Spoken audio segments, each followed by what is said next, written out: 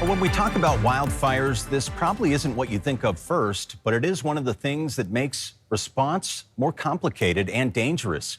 Crews are restoring critical power infrastructure right now, in this case on the Nenana Ridge Complex fire. You can see burned power poles being removed and replaced. Well, good evening. Firefighters with their hands full. That repair work just one part of what's being done right now. As meteorologist Jackie Purcell tells us, evacuation notices are still in place for multiple fires in the interior. John, we'll get to that conditions in a moment. But first, here's a live look at the Fairbanks North Star Boroughs evacuation map. There are quite a few areas that are red, meaning they are in go status, and you need to leave to find safe shelter immediately. Now, reporting from the interior right now, Alex Bengal has been breaking down the situation of what he is seeing live tonight. We're here for like 10 minutes, and they said we'd be here a total of about 22 minutes. So, you know, it's a minor inconvenience, but the firefighters have to be kept safe. Meanwhile, evacuation shelters are closing here and in Nenana due to a perceived lack of need. Now, according to the American Red Cross of Alaska, the Fairbanks shelter at Hutchinson High School closed this afternoon at 1 p.m., the Nenana one closing this weekend. Now, you are taking a look at one of those fires burning into the interior. This is the Toke fire, Toke cutoff at Mile 7 Lookout. So big plumes of smoke, visible flames, and trees. That's very much fuel for the fire. This blaze reported at nearly 4,000 acres, and relative humidity in the area was reported in the 30% range, and luckily, light winds as well. But Stanley Taylor giving us that photo tonight.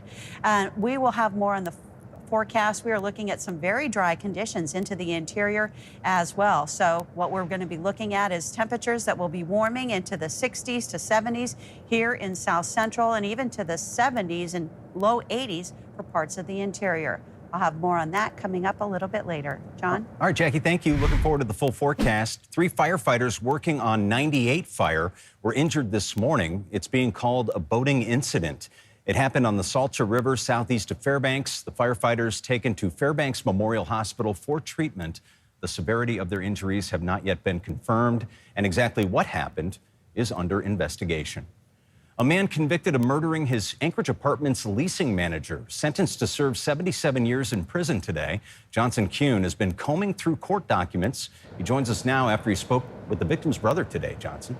That's right, John. The brother of Josiah Gerker, the man 28-year-old Jesse Jones was convicted of killing at the Alpine Apartments in Anchorage back in 2023, says his family is relieved this chapter of their lives has come to a close.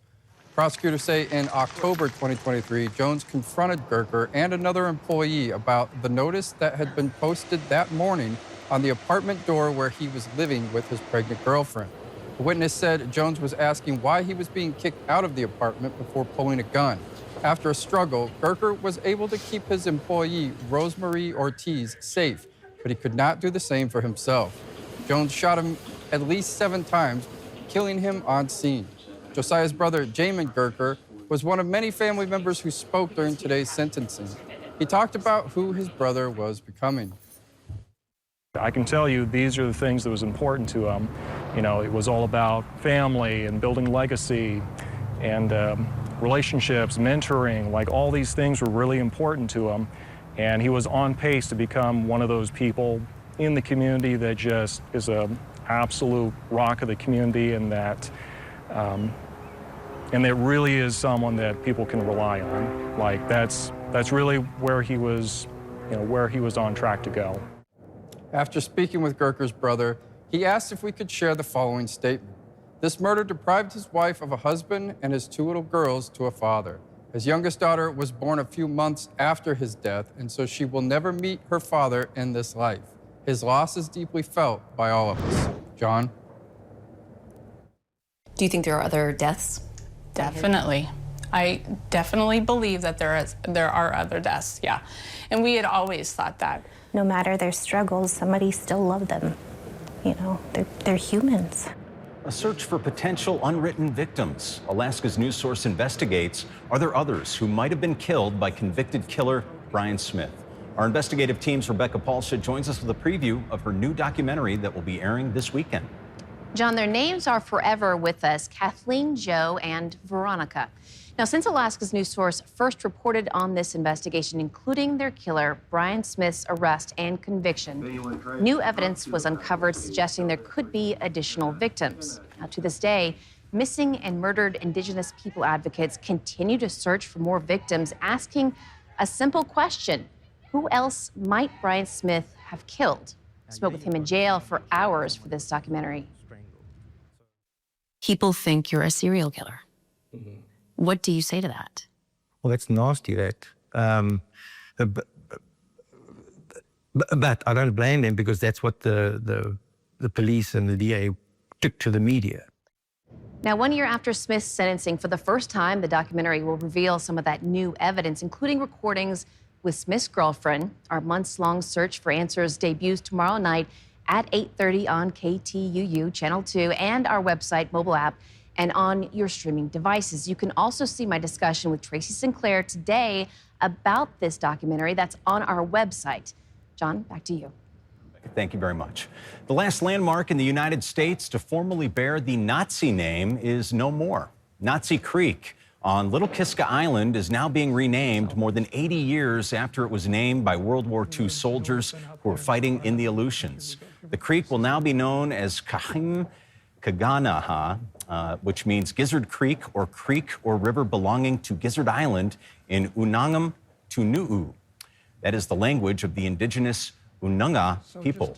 Michael Livingston, who works for the Aleutian Pribilof Island Association, has been working for almost 2 years to change the name. The National Transportation Safety Board releasing its final report on the door plug blowout on board Flight 1282 in Alaska Airlines Boeing 737-9 in January of last year. The door plug separated from the fuselage shortly after takeoff out of Portland. The NTSB's 158-page report makes multiple new safety recommendations, including but not limited to revisions to Federal Aviation Administration processes, additional training for Boeing workers, and updates to the company's safety risk management process, and increasing child restraint system usage in airplanes across all airlines. You can read that full report online. And efforts to repair a damaged quintillion subsea fiber cable and to restore the internet connection it once provided have begun, but it could be months before it's fully back online. Quintillion's president, Michael McHale, says repair boats will be heading to the fiber line cut this month, but once the work begins, repairs will take several weeks depending on ice and weather conditions. Alaska's news source contacted stores, churches, and airports on the North Slope today, along with the mayors of Utqiagvik and the North Slope Borough, to get a better idea of internet access there right now. A manager at a grocery store was the only one to get back to us. He says internet still goes out for days. A similar quintillion subsea line was also cut back in 2023, also causing an outage. Good evening, Alaska. Beautiful conditions here in the south central region. The sky's clearing. The blue is out there again. Sunshine warming us up to 70 degrees. They've had a break from the wet weather. There's still some showers. This is out of Ketchikan this evening, but prepare for more rain. And look at the blue sky. A little high water levels there, though, as a result of some of that rain that they had earlier in the week. As far as the south central region, it's been very light amounts, a little bit higher at Portage, about 0.2 of an inch. And really into the interior where they would really need some rain, it is still on the dry side. We pick up some precipitation again into the Panhandle, very light amounts even over the Aleutian chain. So winds, the good thing is they have been very light through the interior. A little gusty around Dead Horse, 25 miles per hour, and Shimya, 36 mile per hour gust. But it's good that the winds are not gusting and even into advisory levels for that. Would really complicate things for those firefighting efforts. We'll see an area of low pressure push across the Aleutians. Another one, you can see that storm front moving in. That's picking up some of that tropical moisture that'll be heading right into the Panhandle.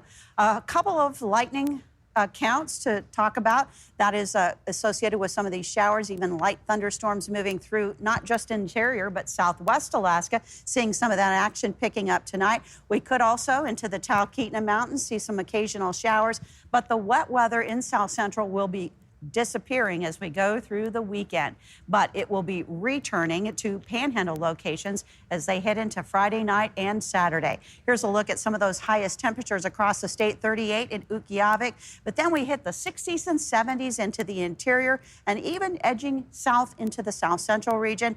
58, rain falling in Yakutat. Juneau's at 54, but it's 60s into Bethel, Dillingham, 49 out toward St. Paul Island. We're picking up the 50s for Northwest Alaska. Interior locations, they've been warming with the skies clearing, but the relative humidities are down a bit. But that will also be a factor to consider as they continue through the weekend with these dry, warm conditions. South Central, the conditions will be nice. We have a bit of rain falling in Wasilla. That's the report, also into parts of Prince William Sound. But a lot of that wet weather will be tapering off as we go through the weekend. Utqiagvik, the cold spot, 32. Fort Wainwright, 77. Let's check out this forecast. We've been promising that warmer air. That is definitely going to be working its way through the interior as upper level high pressure joins in, and a lot of that low pressure will move off to the east, and as it does, others are heading toward us out of the Aleutian chain, and that will impact a lot of the western portion of the state going into early next week. Here's a look at your forecast. Rain at times out of southeast Alaska, still some wet weather. It's warm, it's sunny, but it could be hazy with 70s into the interior. And check out that 7-day forecast. Hazy sun for the next couple of days, then some just scattered showers as you move into next week. South Central will also be seeing some sunshine, warmer temperatures into the 60s, close to 60 for Kodiak. And even into Prince William Sound, less in the way of showers, and you'll pick up drier conditions, especially out toward Golcana, 71 for the high, but more 70 showing up into the valley locations, Willow specifically, and then the Anchorage area. The temperature range for our highs is anywhere from 67 to as much as 75 degrees in parts of town. So I think that's a pretty good start to the weekend.